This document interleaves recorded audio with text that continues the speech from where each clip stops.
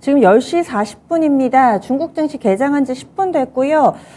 중국마저 지금 하락하는 움직임을 나타내고 있어서 미국도 그렇고 중국도 그렇고 오늘은 기댈 데가 별로 없습니다. 상해 종합은 0.38% 하락하면서 3,541포인트 기록하고 있고요. 심천 쪽도 약보합권 정도로 출발하는 흐름입니다. 그리고 지금 홍콩 쪽은 그나마 좀 나은 흐름을 보여주고 있는데 일본도 그렇고 홍콩도 정정해서 말씀드려야 될 것 같아요. 홍콩도 약보합권 보여주고 있습니다. 일본은 좀 많이 밀리고요. 한 2% 정도의 뚜렷한 약세 움직임에다가 미국의 야간 선물도 나스닥을 중심으로 해서 지금 나스닥이 0.8% 정도 야간 선물 밀려 내려가고 있고요. 미국의 10년물 국채금리는 일단은 1.8% 후반대에서 어느 정도 좀 진정은 되고 있는데 미국의 10년물 국채는 1.76% 정도대 기록되고 있습니다. 일단 주변 여건 쭉 훑어봤는데요. 현재 시장 분위기 여전히 1% 안팎의 하락 움직임 양시장에서 고르게 나타나고 있습니다. 큰 그림 그려보겠습니다. 오늘 함께해 주실 분은요. 펀트인 자산운용의 박영희 차장입니다. 안녕하세요. 네, 안녕하세요. 반갑습니다. 네. 2022년 들어서 힘든 하루하루 그리고 힘든 한 주가 이렇게 또 지나가고 있습니다. 그러면 리뷰해보면서 앞으로의 전망해보는 시간 가져볼게요. 간밤에 미증시 밀렸죠. 거기에다가 야간 선물 또다시 밀려 내려가고 있고요. 또 우리 증시도 약세 흐름. 전체적인 체크를 좀 해주시죠. 네, 미국 뉴욕 증시가 일제히 하락 마감했습니다.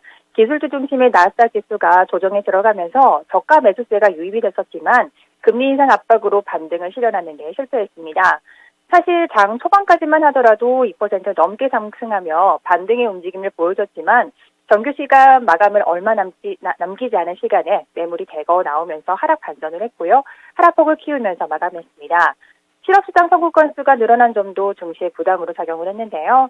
지난주 실업수당 선고 건수는 28만 6천 건으로 지난 10월 이후 가장 많았습니다. 오미크론 변이로 겨울철 감염이 확산하면서 기업 활동에 차질을 빚은 것으로 보입니다. 여전히 금리 인상에 대한 불안감이 남아있는 가운데 저가 매수 동력 또한 흔들리면서 S&P 500개 11개 업종 가운데 유틸리티 업종을 제외한 10개 업종이 하락했습니다. 이런 미국 증시에 대한 영향으로 하락 출발했던 우리 시장은 개인의 매수세에 힘입어 하락폭을 줄이는 듯 했지만 기관과 외국인의 매도세가 커지면서 현재 1%대 하락하고 있습니다. 금융, 의료정밀, 서비스 업종이 상승하고 있는 반면에 전기전자, 철강금속, 화학, 운송장비 업종은 시장 대비 낙폭이 큰 상황입니다. 특징적인 종목으로는 임직원 대량 스톡옵션 행사로 먹튀 논란을 빚으며 주가가 급락했었던 카카오페이가 경영진 주식 매입 소식에 이틀째 상승세를 보여주고 있고요. 기와있는 리비안에 대한 부품 공급과 현대차와의 자율주행 기술 독점 개발 소식에 사흘째 상승 흐름을 보여주고 있습니다. 또한 대신정보통신은 정부 주도 사업을 대규모 확보했다는 소식에 상한가를 기록하고 있고요. 국가정보지원관리원 정부 통합 데이터센터 운영 유지관리 사업이 8개 프로젝트로 나뉘어 발주된 가운데 7개 사업을 대신정보통신이 확보를 했습니다. 드림 시큐리티는 현대자동차가 양자 컴퓨터 활용의 차세대 배터리 개발에 나선다고 알려지면서 드림 시큐리티를 포함한 관련주가 장중 강세를 보이고 있습니다.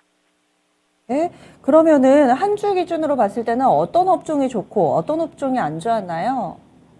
네, 전일까지 코스피는 전주 대비해서 2% 넘게 하락했고 코스닥은 1.30% 하락한 가운데 의료정밀 통신업종을 제외한 전 업종이 하락하는 움직임을 보였습니다. 특히나 아파트 붕괴 사고 이슈가 있었던 건설업종을 포함해 기계, 철강금속 업종은 시장 대비 약세 움직임을 보였고요. 기관과 외국인의 동반 순매수를 기록한 업종은 금융통신업종이었고 동반 매도세를 기록했었던 업종은 전기전자, 운송장비, 철강금속 업종이었습니다. 네, 그렇군요. 그러면은 1월 내내 계속 주간 기준으로도 음봉을 기록하고 지수도 계속해서 저점을 낮추고 있고요. 과연 언제쯤 바닥이 나오게 될지 그리고 지난해 하반기부터 형성됐던 밴드 하단을 이탈하게 될까요? 아니면 여기서 바닥이 좀 잡힐까요? 네, 요즘 시장 대응하기 정말 어렵다고 하시는 분들이 많으신 것 같습니다. 말씀하셨던 대로 1월 초부터 우리나라 시장은 하락을 거듭하면서 코스피는 2,800선, 코스닥은 900선까지 왔는데요. 출구 전략에 대한 불안감과 금리 인상 시점에 대한 불확실성이 시장을 크게 위축시키는 움직임이었습니다. 우리나라도 저번 주 금통위에서 금리 인상을 단행했는데요. 그래서 다음 주에 있을 미국 FOMC 회의와 파월 의장의 발언에 주목을 하고 있습니다. 자산 매입 축소라는 테이퍼링에서 한 걸음 더 나아가서 채권 규모를 줄여나가는 양적 긴축이 시작되면서 금리가 오르고 증시에 영향을 줄 수 있기 때문인데요. 사실 작년 말에 미국의 소비자 물가 지수가 거의 7% 정도까지 상승을 하면서 인플레이션에 대한 우려가 커진 것이 긴축 속도를 높이게 하는 한 가지 요인이 되기도 했습니다. 지금까지의 모습으로만 본다면 연준이 인플레이션과 싸우는 것이 경제 둔화를 막는 것보다 더 중요하다는 신호를 보내고 있는 것이 사실입니다. 하지만 지나치게 양적 긴축을 가속화해서 실행하다 보면 시장이 무너질 수 있기 때문에 적절한 수준에서 속도를 조절할 것으로 보입니다. 실례로 지난 2017년에도 양적 긴축이 있었는데요. 그때도 경기가 안 좋아지고 위기가 오니 양적 긴축을 중단한 바가 있습니다. 그렇기 때문에 연준의 인플레이션 조절 카드로 양적 긴축은 금리 인상 이후에 꺼내들 가능성이 높아 보이고요. 또한 지속적으로 매도세를 보여줬던 기관의 움직임을 좀 주목할 필요가 있을 것으로 보입니다.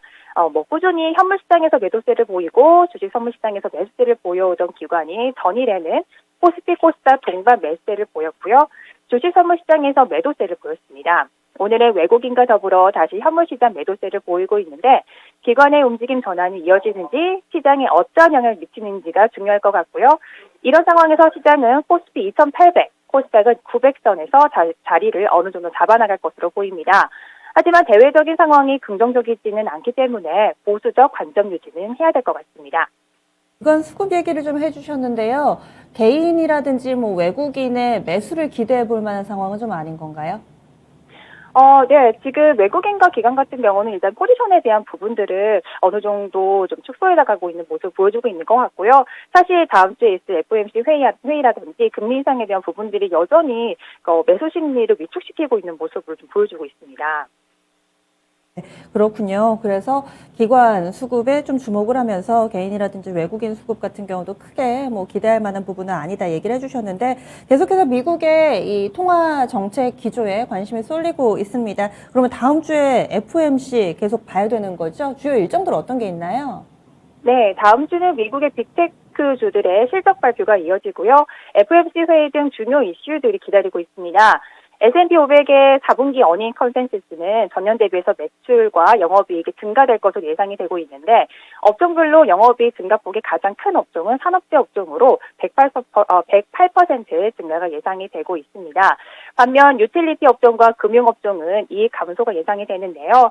먼저 25일에는 한국의 4분기 경제 성장률이 발표될 예정이고요. 미국의 빅테크주들의 실적 발표가 이어질 예정입니다.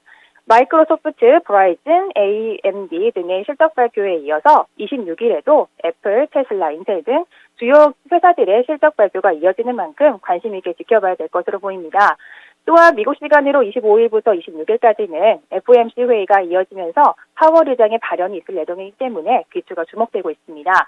27일에는 한국에선 청약 광풍을 불러모았던 LG에너지솔루션이 상장을 하고 미국에선 4분기 경제성장 및 근원 PCE 물가지표, 개인 소비지표 등이 발표될 예정입니다. 네. 다음 주는 일정상으로 듣기만 해도 뭔가 좀 설레는 그리고 또 귀가 쫑긋하는 그런 이벤트들 많은 것 같아요. FOMC, LG에너지솔루션 상장이 드디어 다음 주에 이루어지게 되는군요. 그렇다면은 이런 일정들을 어떻게 활용하면 좋을지 다음 주 예상하고요. 또 전략 세우고 계신 부분 알려주세요. 네, 다음 주 FOMC 회의와 파월 의장 발언을 앞두고 시장은 경기 움직임을 이어나갈 것으로 보입니다. 최근까지도 거래량이 회복되지 못한 상태를 유지하고 있죠. 사실 지금도 상방으로 지수를 올려줄 이슈보다는 하방으로 끌어내리고 갈 만한 악재가 더 많은 상황에서 매수 포지션을 강하게 가져가는 건 좀 부담스러울 수 있으니 시장 전체적으로 박스권에서 움직일 가능성을 열어두고 보수적 관심을 유지하되 2800선에서는 매수 포지션을 조금 더 우위에 두고 3000선에서는 매도 포지션을 우위에 둔 전략이 유효하지 않을까 판단이 됩니다. 또한 다음 주 27일 LG에너지솔루션 상장을 앞두고 있는데요. 상장 즉시 코스피 상위권에 올라갈 가능성이 크다 보니 여기에 따른 다양한 가능성들을 열어두고 주목해봐야 될 것 같습니다. 특히나 MSCI 편입 전망 속에 해당 산업의 ETF나 패시브 펀드의 경우 벤치마크의 갭 차이를 줄이기 위해서라도 LG 에너지 솔루션 매입이 예상이 되는데요. 그만큼 교체되어 매도될 대형주들과 같은 업종에 속해 있는 대형 종목들이 그동안 약세를 보여왔었고, 이 같은 움직임이 LG 에너지 솔루션 상장 이후에도 이어지는지 지켜봐야 될 것으로 보입니다. 네, 알겠습니다. 그러면은 오늘장 큰 그림 그려주세요. 네, 사실 현재는 시장이 상승시킬 요인이 많이 부족합니다. 반면 증시에 부담이 되는 요인들은 많은데요. 그러므로 좀 신중한 접근은 지속적으로 필요해 보입니다.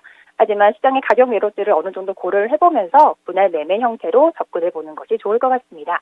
네, 한 주간 수고 많이 하셨습니다. 네, 감사합니다. 네.